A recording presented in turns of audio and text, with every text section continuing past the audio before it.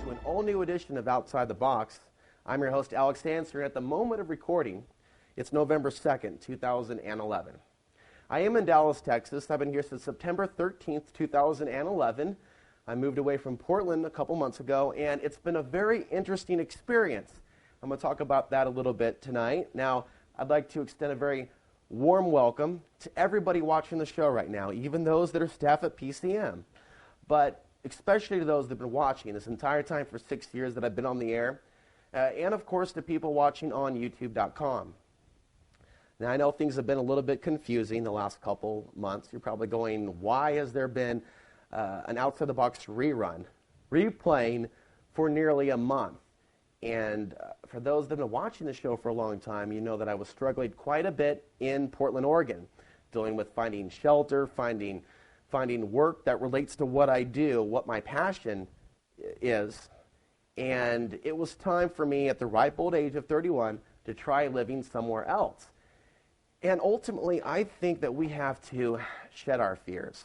We have to try new experiences, meet new people, go to different distant lands, whether it be within this country or in another country. So right out of the gate, and it's a little bit awkward for me because I'm used to doing live shows. I'm doing a recorded show, and I'm going to try to get this off the PCM so you guys can watch something fresh and new. But I've been thinking about this a lot the last couple months. You don't really know someone from another country when you don't know your own neighbor. And the idea is that we in this country, whether you're in Oregon judging someone from Texas, or whether you're someone in Texas that's never met anyone from Oregon, in many cases, I'm the first person from Oregon that they've met. People really got to get outside the box of judging people. How are you supposed to get outside this New World Order box if you're making judgments on what it's like somewhere else? So I want to talk about the reality outside the box of duality, outside black and white thinking, good or bad, up or down. And I want to talk about the good, the bad, the ugly of both Dallas and Portland to really get people's wheels going. And then I want to talk about the larger picture outside the news, although we will mention some news that has been breaking, has been taking place since I left Portland, Oregon. And by the way, I got to say, from Texas, I feel a little bit more secure looking at the world as we know it, the future as we know it, the way things are going. I know it sounds crazy to some, but in time, we'll see. We'll see what will become of the West Coast of the United States. Outside the box of duality, for me, means looking at the good and bad to every experience. And I believe that life itself is the ultimate teacher. We may learn things through universities or through spiritual teachers. We may get pieces of information here and there from a website or from a public speaker. But ultimately, it's the experiences in life that are the ultimate teachers in our life. And sometimes we don't choose those experiences or go out looking for them.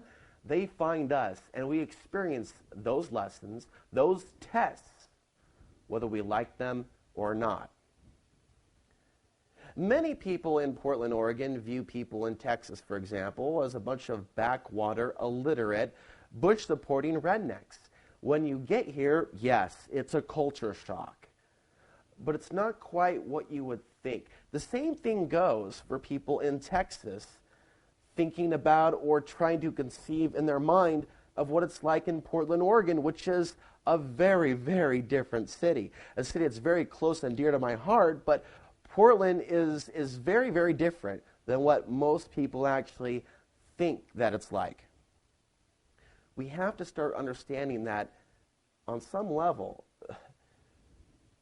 no matter how smart you are, or how much you know, or how much you've traveled, there is a whole world existing outside the one that we believe is real.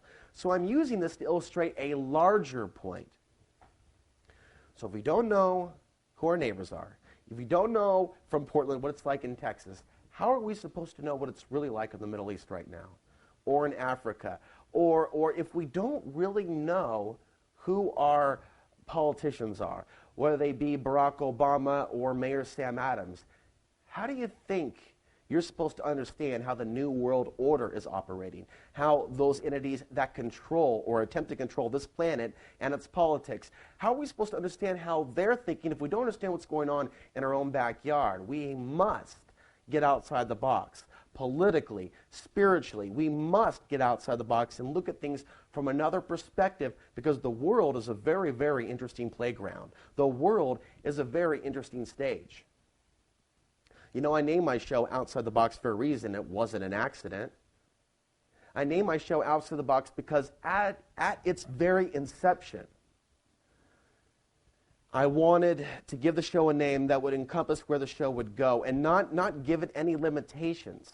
We've been so accustomed to believing what our religious leaders have told us. We've become so accustomed to believing what our teachers have told us. We've become so accustomed to believing what the mainstream media, military-industrial complex, has told us for years, that we forget that there's a whole other world of ideas. And because I love Portland so much, this is why I intend to maintain the show, because you need to continue to be exposed to other ideas. And the truth of the matter is, as I feel that it is, through my experiences, we are being tested. You know, all this stuff about the New World Order and the military and the economy collapsing and what they're doing to the food, what they put in the water, what they're putting in the air, it's a symptom, it's a reflection of something larger. Something larger. In many cases, it's beyond what we can see. It's beyond our current level of understanding and perspective. That's okay. It doesn't mean that it doesn't exist. It doesn't mean that it doesn't warrant our inquisitive mind to look at what's happening and go, what is this actually mean for me? How does this relate to me?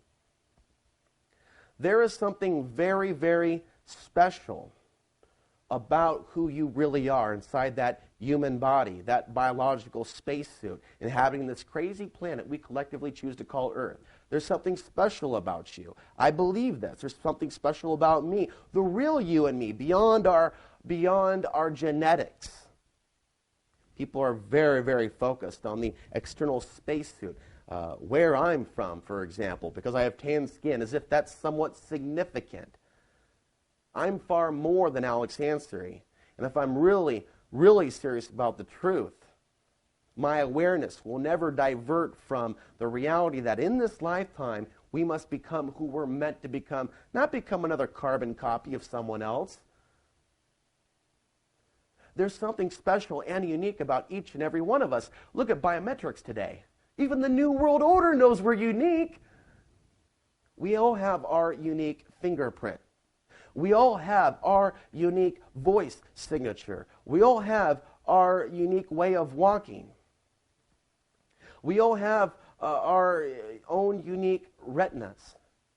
The list goes on and on and on and on. So if we're unique biologically, when you look at this interesting pool of ideas and information and art, I think a lot of people in Portland could respect the idea that I'm presenting right now.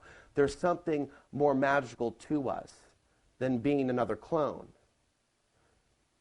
There's something that we're capable of, intellectually, spiritually, intuitively, to where we should be able to see through these misleaders, through these Barack Obamas of the world, the George Bushes of the world, the Rick Perrys of the world, the John McCains of the world, the Mitt Romneys of the world, the Herman Cains and a 666 plan of the world.